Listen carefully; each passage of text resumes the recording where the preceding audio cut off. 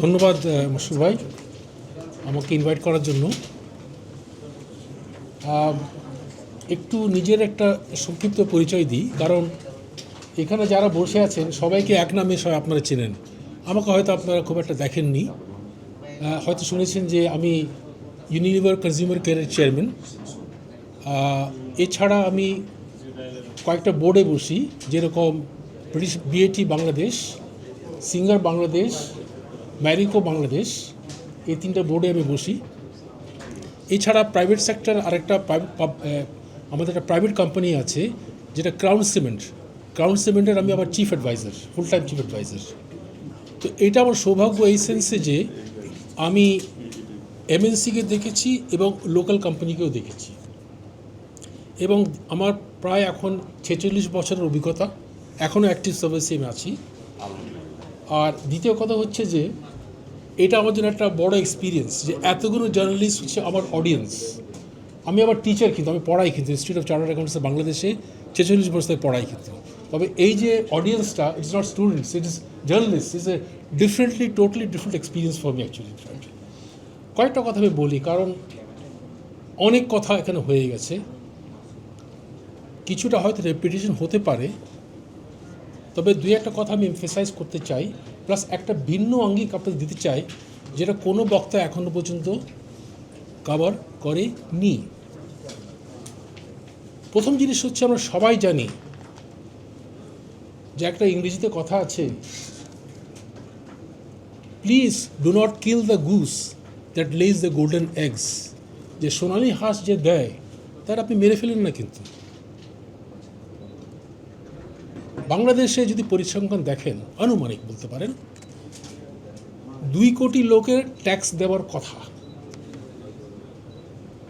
তার মধ্যে একটা বড় সংখ্যা হচ্ছে MSME, medium and small case enterprises, যেটা সংখ্যা আনুমানিক 1.2 কোটি। ইন্ডিভিজুয়াল ট্যাক্স পেয়ার্স অ্যারাউন্ড 40 লাখের মতন ইন্ডিভিজুয়াল ট্যাক্স পেয়ার আছে। এছাড়া অনেকে আছে যেটা আমরা সংখ্যাতে নাই, তো 2 কোটি সেটা হতে পারে, যেখানে আনুমানিক 40 লাখ লোক ট্যাক্স দিচ্ছে বা ট্যাক্স রিটার্ন সাবমিট করছে। অর্থাৎ 20% পপুলেশনের বা ট্যাক্স পেইং পপুলেশনের ট্যাক্স রিটার্ন সাবমিট করছে, 80% করছে না, এবং এই 20% ট্যাক্স দিচ্ছে ওই 80% জন্য। এটা আমাদের বুঝতে হবে কিন্তু আপনার। আচ্ছা, দ্বিতীয় কথা হচ্ছে, আমরা এখন আসি ইন্ডিভিজুয়ালি, যে অ্যাজ এ ইন্ডিভিজুয়াল এবং as a corporate.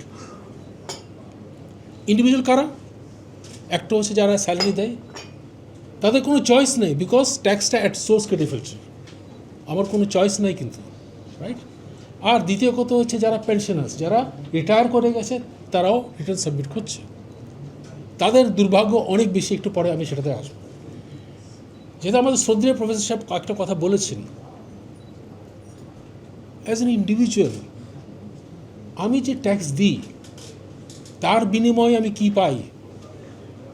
What does the state give me in return? আপনি বিদেশে যদি যান, senior citizens everything is free, medical থেকে নিয়ে এভরিথিং ইজ ফ্রি, ওখানে GP system everything is free.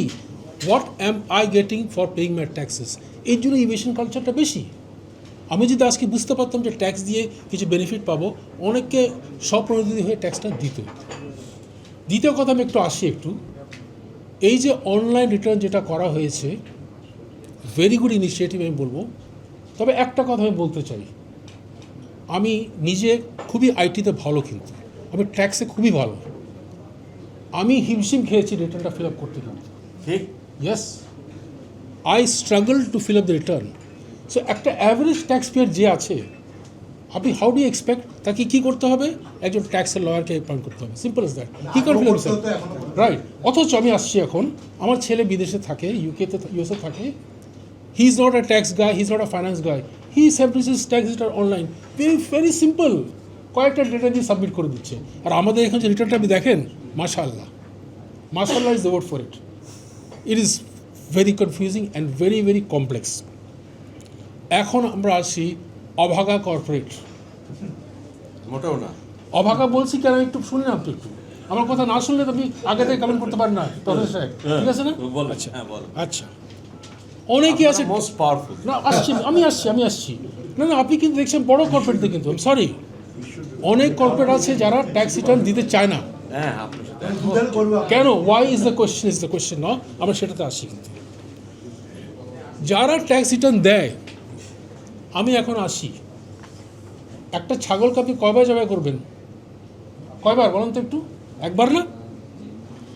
আমরা যখন ট্যাক্স রিটার্ন সাবমিট করি, প্রথমে তো অ্যাসেসমেন্ট হবে, ঠিক আছে না? আচ্ছা, এরপরে কি হয়, এই ট্যাক্স রিটার্নটা এটা পিক আপ করা হয়, ওই জোনের আন্ডারে সার্কেল আছে, দুটো সার্কেল নিয়ে এটাকে আলাদা অডিট করে, ঠিক আছে? কিন্তু পেইন সেখানে শেষ না। এরপর আছে ডিপার্টমেন্ট অফ ইন্সপেকশন, ওনারা আবার পিক আপ করে। এরপর আছে সিআইসি, ওনারাও পিক আপ করে। ওটাও শেষ না, লাস্ট একটা ইনকাম ট্যাক্স একটা সেকশন আছে, যেখানে বলা আছে যে ইনকাম ট্যাক্স অথরিটিস তাদের ডিসক্রিপশন আছে যে কোনো সময় তারা মনে করে যে ইনকাম ইজ এসকেপিং অ্যাসেসমেন্ট, তারা ওটাকে আবার পিক আপ করতে পারে। অ্যাজ অ্যান এসএসসি আমি জানি না যে আমার ট্যাক্স রিটার্নটা কখন ফাইনাল হচ্ছে, উই ডোন্ট নো। এখন আমরা আসি ভেরি ইম্পর্টেন্ট ইস্যু, সেটা হচ্ছে যখন ট্যাক্স রিটার্ন সাবমিট করি, রাইট, ফার্স্ট থিং হচ্ছে যে ডিসঅ্যালাউন্স দুই প্রকার। একটা হচ্ছে যে আমাদের কথা উঠেছিল যে কর্পোরেট ট্যাক্স রেট মোটামুটি কমে গেছে এখন 20%, 22.5%, 25, 27.5, কিন্তু the effective tax rate is far more, because অনেক ডিসঅ্যালাউন্স আছে আন্ডার দ্য ল। এই স্যাম্পলের জন্য, ট্রেনিংয়ের জন্য, ট্রাভেলিংয়ের জন্য ফাইনালি এফেক্টিভ ট্যাক্স রেট বেড়ে গেল। And last but not the least, minimum ট্যাক্সের জন্য অনেক সময় 40%, 50% এফেক্টিভ ট্যাক্স রেট হয়ে যাচ্ছে। সো এটা একটা বিশাল একটা ইস্যু। মাসুদ ভাই, হ্যাঁ, শুধু মিনিমাম ট্যাক্সের জন্য ট্যাক্স রেটস আর so high and multiple. No, Effective tax burden এমনিতেও 40 এর আমি যেটা আবার বলছি, 20% হচ্ছে রাফলি 20, 22, 25। মানে আমি বলছি But- যে but- আপনি you are right, but let me- minimum tax ছাড়াই কিন্তু এফেক্টিভ আমি সেটাই বলছি তো, কেন effective rate high? Because of the disallowances under the law, এক নম্বর। নাম্বার টু হচ্ছে যে the discretionary power of the tax authorities. উনি বললেন যে আমি সেলস আপনার মানি না, উনি বললেন যে আমি খরচটা মানি না। ভাই মানেন না কেন? আপনি কোনো রিটার্নস, আপনি কোনো এভিডেন্স দেননি, উদ্ভট। সো আলটিমেটলি গিয়ে এফেক্টিভ ট্যাক্স রেট বেড়ে যাচ্ছে, প্লাস মিনিমাম ট্যাক্স হচ্ছে। নাও আরেকটা কথাতে আমি আসি, আমরা যে কর্পোরেট সেক্টর, প্রফেসর সাহেব, জি আপনার প্রত্যেকটা আসি বিষয়ের আমার আসি আমরাই হচ্ছে বাংলাদেশের ট্যাক্স কালেক্টর। কথাটা আমি আবার রিপিট করছি, because of the government's failure to collect tax, আমরাই অ্যাট সোর্স সব টাকা আপনাকে কালেক্ট করে দিচ্ছি। ইম্পোর্ট স্টেজ বলেন, অ্যাট সোর্স বলেন, বাংলাদেশে হচ্ছে the only country in the world এতগুলো সোর্স থেকে অ্যাট সোর্স ট্যাক্স কালেক্ট করে, এতগুলো সোর্স থেকে আমরাই কিন্তু ট্যাক্স কালেক্ট করে দিচ্ছি at source, because of the failure of the government to collect taxes.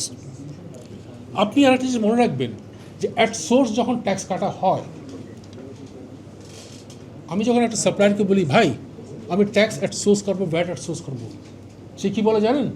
সে বলে যে ভাই এটা আপনার খরচ, কিন্তু এটা আপনার খরচ, আমাকে এই কস্টটা বহন করতে হয়, আমি কিন্তু কাটতে পারি না। কাটলে কিন্তু বলেন যে আপনি প্রাইসটা বাড়িয়ে কাটেন, কস্টটা কার আসছে? তাহলে কস্টটা কিন্তু আমার আসছে। আরেকটা উদাহরণ আপনাকে দিই। কস্ট সব কনজিউমার। না, but we are first bearing the cost.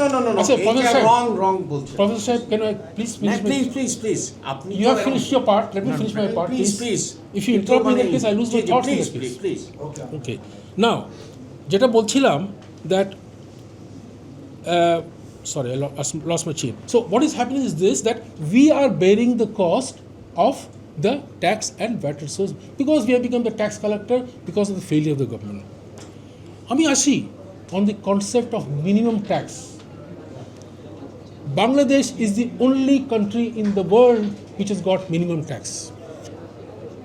Why? Because of the failure of the company of the tax authorities. Why? Loss করলো আবার minimum tax. Yes, right. And why? Because যে কথাটা আসছে, they lack the education to see a tax return. তাদের অ্যাকাউন্টসের এও তারা জানে না, they don't know about IFRS সম্বন্ধে তো কোনো আইডিয়া নেই। একটা অ্যাকাউন্ট যদি আমার সামনে আসে, আমি বলতে পারবো যে এটা কিন্তু এই অ্যাকাউন্টসটা কিন্তু ফ্যাব্রিকেটেড। আমি ব্যাংকে বসতাম, আমি বলতে পারি এই অ্যাকাউন্ট ইজ ফ্যাব্রিকেটেড। আজকে ট্যাক্স গায় ও বলতে পারবে না, কিন্তু দে ল্যাক দ্য এডুকেশন। আজকের দুনিয়াতে এআই এসে গেছে, আপনি কিন্তু এআই দিয়ে ইজিলি ট্যাক্স রিটার্ন সাবমিট করতে পারেন, ভেরিফাই করতে পারেন। তারা এসব করে না কিন্তু আপনার। এবং মিনিমাম ট্যাক্সটা ultimately Bangladesh is only country in the world, and Bangladesh is the only country in the world যেটা ভ্যাটেড সোর্স আছে। অন্য দেশে আপনি ভ্যাটেড সোর্স পাবেন না। আমাদের লস যেগুলো আছে, income tax and VAT loss, income ট্যাক্সটা নতুন করে চেঞ্জ করা হয়েছে 2023 সালে। ওনারা কী করেছেন, ওনারা আগে সাবসেকশনগুলোকে মেন সেকশন করে দিয়েছে। পরশুদিন একটা আমি আর্টিকেল পড়লাম, ইন্ডিয়াতে they have reform the income tax act, এবং আগে থেকে অর্ধেক তারা করে দিয়েছে সেকশনস, আগে থেকে অর্ধেক সেকশন তারা করে দিয়েছে। Simplification is very important for this part. আচ্ছা, লাস্ট আমি আসবো এ ভেরি ইম্পর্টেন্ট পয়েন্ট, যেটা আমার ফ্রম এ হার্ট বেসিক্যালি। সেটা হচ্ছে যে আমাদের যারা এমএসএমই যারা আছে, ছোটো ট্রেডার্স, স্মল শপকিপার্স ট্রেডার্স, আপনি যদি এক্সপেক্ট করেন তারা ইনকাম ট্যাক্স রিটার্ন সাবমিট করবে, হবে না। They will not submit income tax return, because তাদের কোনো অ্যাকাউন্টেন্ট নেই, তাদের কোনো ফাইন্যান্স অ্যাকাউন্টস কিছু রাখেন না, তারা কিন্তু ইনকাম ট্যাক্স লয়ার অ্যাপয়েন্ট করতে পারবে না। অনেক দেশ, India, Indonesia, turkey, Brazil, Kenya, তারা কি করেছে, তারা বলেছে যে ভাই তোমারে কোনো ইনকাম ট্যাক্স রিটার্ন সাবমিট করতে হবে না, তুমি একটা ফ্ল্যাট রেট দিয়ে দাও, 500 টাকা, 1000 টাকা, 2000 টাকা, just pay this, your job is done, no income tax return, no VAT return, just pay a flat amount and you're done. আপনি চিন্তা করে দেখেন, এই যে রেভিনিউ জেনারেশন যেটা হবে from this 1.2 crores of MSMEs and the people, is a huge amount you're talking about actually. But ওরা ভয় পায়, ওরা কিন্তু আজকে ঢুকতে চায় না in the income tax. Last আমি আসবো, সেটা হচ্ছে যে লাস্ট দুটো পয়েন্টে আমি আসবো। পাবলিক সেক্টর নিয়ে অনেক কথা হয়েছে। আমি একটা শুভঙ্কর ফাঁকি আপনাকে বলি, এখানে অনেক নোটের ইকোনমিস্টরা আছে। আমাদের যখন বলা হয় যে next year revenue target is 15% more, right, but this calculation is done on the original budget, right. Original budget ছিল 100 টাকা, এখন বলছে নেক্সট ইয়ার বাজেট হবে 115, but the collection is lower, collection হচ্ছে 90। সো আলটিমেটলি যখন বলছে 15% ইনক্রিজ, যদি আপনি কালেকশন বেসিসে করেন যে 10% কম হলো কালেকশন, তাহলে ultimately the amount is going to 30%, which is absolutely illogical আমার জিডিপি রেট যদি আপনি দেখে থাকেন। And the important point for us to understand here is this, যেটা আমাদের আগে বক্তারা বলেছেন, এফিসিয়েন্সি ইন স্পেন্ডিং। আমরা যেটা করি যে এই খরচটা হবে, interest cost is now 26% of your total revenue, right? Interest cost is a huge amount. তারপরে এই যে সাবসিডিজ আমি দিচ্ছি, why do you need বিমান for example, why do you need a national career বিমান ফর এক্সাম্পল, লেটস সে এই যে রাষ্ট্রায়ত্ত ব্যাংক যেগুলো আছে, এই যে হোলসেল লস করছে, we are subsidizing for this. So ultimately we have to see the efficiency in government spending. Project যেগুলো করছে, where is the cost social benefit analysis, এগুলো না করলে কিন্তু হবে না। Last but not the least, সেটা হচ্ছে আমাদেরকে ডিরেগুলেশন করতেই হবে। একটা কোম্পানি যখন সেট আপ করি আমরা, 28টা লাইসেন্স লাগে আমাদের। Go to Dubai, you set up a company, it will take you 2 days। আর আমাদের এখানে কোম্পানি সেট আপ করেন, how long does it take actually fact. So deregulation is very important. আপনি যত কমাবেন, ultimately the cost of doing business will go down, and also ultimately everybody is going to benefit, including the government spending will also come down. And very important point যেটা আমরা কেউ বলিনি, সেটা হচ্ছে civil service reforms. What are we doing about civil service reform?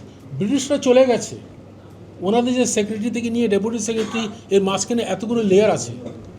What value do they add? British have done with the system. আমরা কিন্তু এই bureaucracy নিয়ে বসে আছি, এবং the cost, one of the biggest cost of this is 30% of the cost is the staff salary of the bureaucracies and directorates. এটা নিয়ে কিন্তু আমাদের কস্টটা অনেক বেড়ে গেছে। So are we thinking about the civil service reform, এটাও একটা বড় cost. At the end of the day আমি যদি কস্ট কমাতে পারি, আমার revenue pressure go down. If I can increase my tax base, যেটা বললাম, in that case my revenue pressure go down. If I uniform my VAT rate, my revenue pressure will come down. So thank you very much. আমার কথাগুলো আমি বলে ফেলছি। আসসালামু আলাইকুম।